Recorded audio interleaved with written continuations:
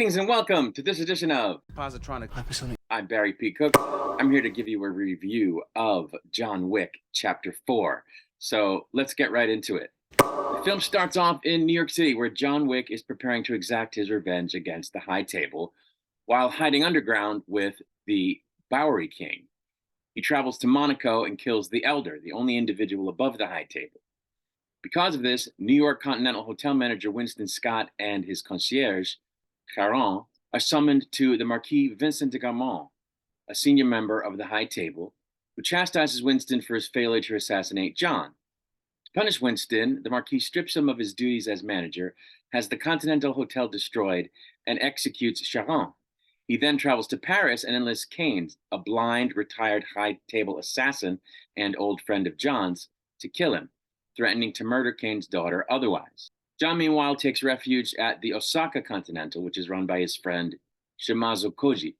The Marquis' assassins, led by his right-hand man, Chidi, I guess is how you say that, arrive along with Caine to kill John. Akira, Koji's daughter and the hotel's concierge, orders the hotel evacuated and joins her father, John, and the hotel staff in fighting off the High Table's assassins. Akira is wounded while Koji tells John how to escape. On his way out, John fights off another wave of assassins, followed by Caine. They're interrupted by a tracker pursuing John for a contract, nicknamed Mr. Nobody by the Marquis.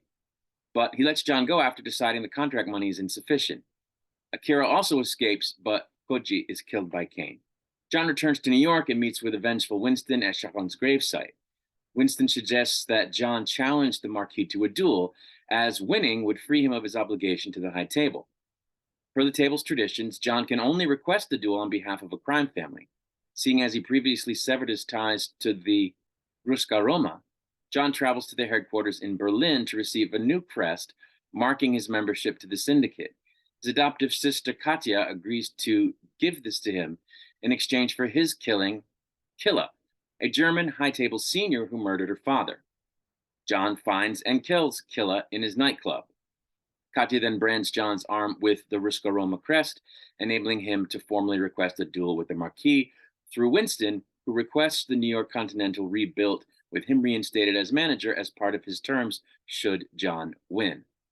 In Paris, John and the Marquis decide the parameters of their duel in a meeting moderated by the Harbinger, the table's emissary. The Marquis nominates a reluctant Caine, his second, to fight in his place, and the duel is set to take place the following sunrise at Sacré-Cœur. The Harbinger informs John that both he and Winston will be executed should he fail to appear on time. The Bowery King arrives in Paris to give John a weapon and a new ballistic suit. The Marquis attempts to prevent John from arriving to the duel by the correct time by placing a $40 million contract on his head. John fights off hordes of assassins on his way to Sacré-Cœur, including Mr. Nobody, but the latter stops hunting John after John saves Mr. Nobody's dog from being killed by Chidi. Caine aids John in fighting his way up the stairs leading to the Sacré-Cœur. Chidi nearly kills John, but Mr. Nobody kills him first. John and Caine narrowly reach the summit in time, and the two duel with pistols. Caine gravely wounds John in the first two rounds. The Marquis then asks to personally execute John for the final round, the coup de grace. But John, who hadn't fired his second shot, shoots and kills the Marquis. The Harbinger then declares him free of his debt to the High Table and says that all of Winston's terms will be met, but John then dies peacefully due to his wounds. After Winston is reinstated as manager of the Continental, he and the Bowery King attend John's funeral, having buried him next to his late wife, Helen. Sometime later, Caine comes to reunite with his own daughter, but is approached by the vengeful Akira brandishing a blade. So that's a very basic breakdown of the plot, of the sequence of events of the film. But, of course, there's a whole lot of action stuff that happens at all of these various points and at all of these various cities and set pieces.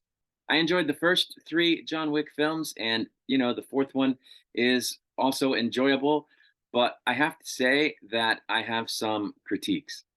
I guess the biggest critique I would have of this film is that the action sequences go on way too long.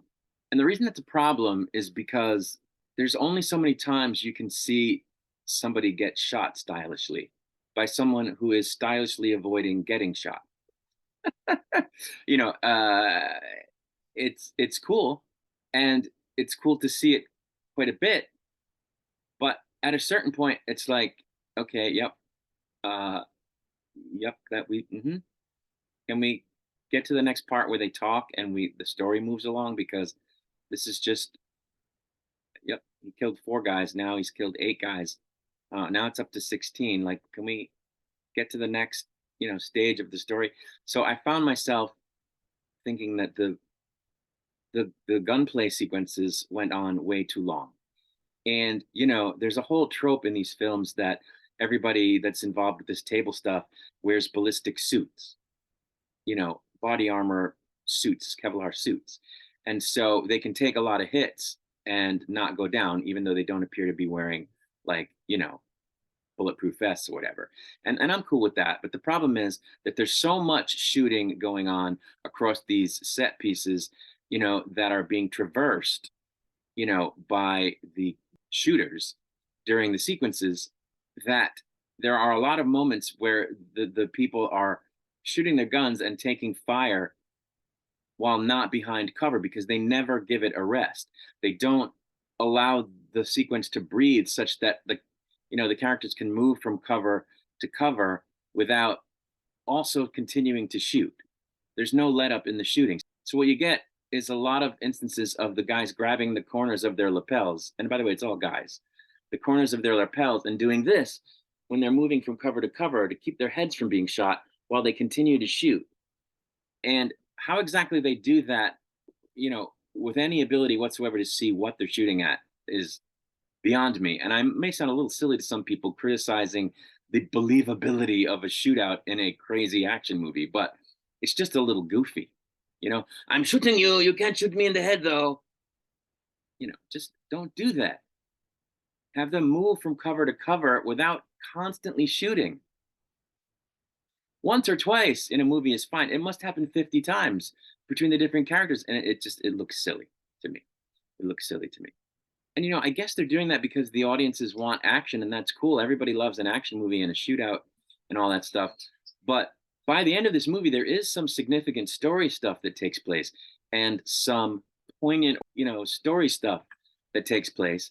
And they just delayed getting to it by way more than they should have with these super extended length shootout scenes at the Osaka Continental, for example. It goes on way too long. I mean, way too long. And then at the nightclub in Berlin, it goes on way, way too long. And in Paris, like it says in the synopsis, there's an effort to prevent John from getting to the cathedral on time so that he forfeits the duel. Okay. So what happens is a call goes out on the radio in, code for anybody who wants to make a buck, be on the lookout for John Wick and kill him, and you'll make $40 million. So all these assassins come out of the woodwork, as it were, and he's literally fighting his way through the streets of Paris to the cathedral. And that's cool and everything, and it's not, it's something that's been done before in action movies. It's not, like a crazy thing that doesn't, it obviously, it makes sense in the plot, but like, it goes on way too long, and it culminates in a sequence of some length at the Champs-Elysees in Paris, which is this giant roadway system at the site of the Arc de Triomphe. And it's, some parts of it are very cool because they're dodging cars on foot and shooting people, and cars are flying around and hitting people with doors, and people are getting hit by cars. And it's a very cool action sequence, in terms of just visually, the way it's done, it's cool, but it goes on way too long. There must be 10 people that get hit by cars in ways that are gruesome to varying degrees. And it's like, after the third one, you're like, okay, how many times are we going to see a guy get hit by a car and roll over it and die? Like, stop. Stop doing it. It just keeps happening. And how many times are we going to see them almost get hit by a car and shoot someone cleverly around a car while they're dodging traffic and other shooters and doing this? It goes on way too long. It gets to be ridiculous. There's even a sequence where John, after doing this bit in the Champs-Elysees. He has to make his way through like an abandoned building to get to the site of the church where the duel takes place. And that sequence goes on too long, to the point where he's literally killing guy after guy after guy after guy that's just about wearing the same clothes and hat. So, like, how many times am I going to see him kill this random, faceless, nameless, voiceless guy in a members only jacket and a cap? Like, how many times? I get it. He faced a gauntlet. He had to kill a few guys to get through a building. 15 isn't enough. It has to be 45. Like, I didn't appreciate it.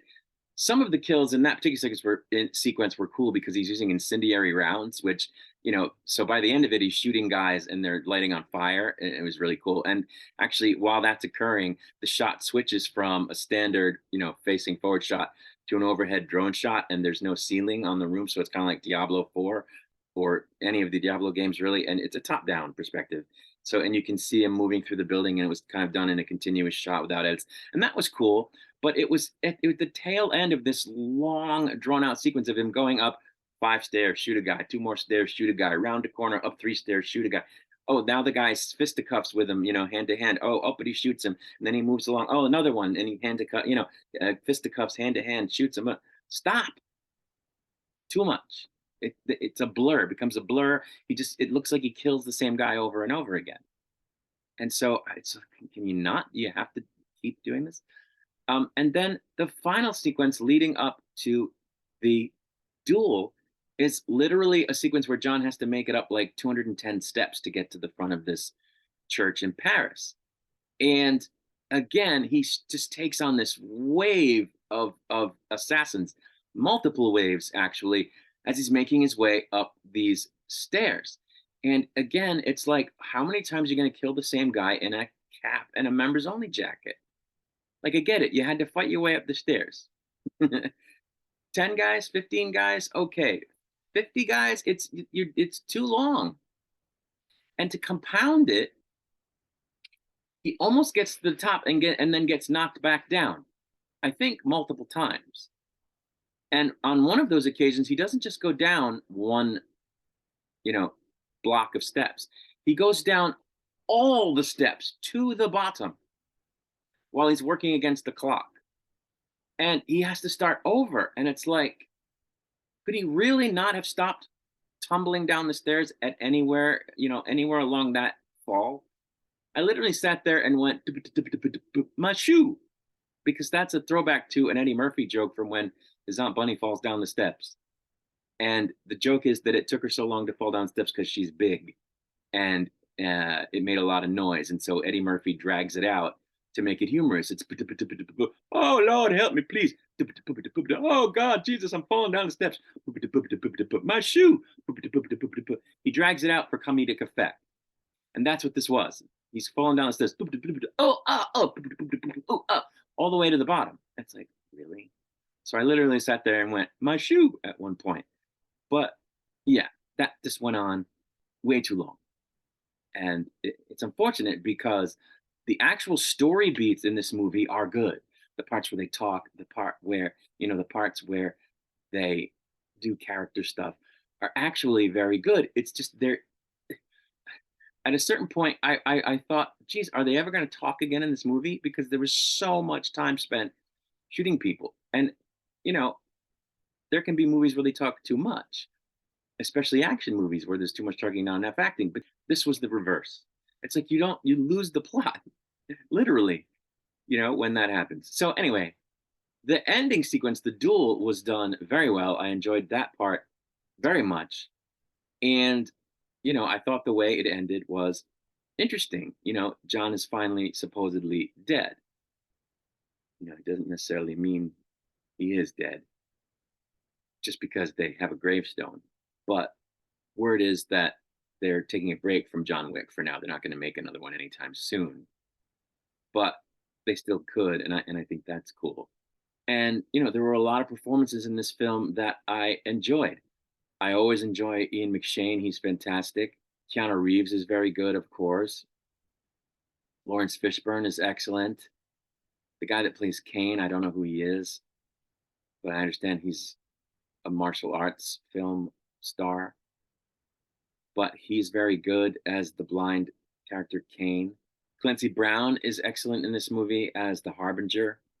So it's a very entertaining film, but at the same time, I was like, can we please trim these exaggerated, ridiculous action sequences so that we can get to the next thing? I found it a little too drawn out from plot beat to plot beat. So I don't know. I may be in the minority about that because it is getting really, really good reviews, and it's so far has opened with the best numbers of any of the entries in the series as of this recording. So it's possible I'm by myself in this, but that's how I saw it. And you can tell me what you think of the movie in the comments, or you can, email me or tweet me or whatever. I'm reachable in various ways. But I'm going to get out of here. I will be back with a movie review again before you know it. Until I return, I wish you peace and long life.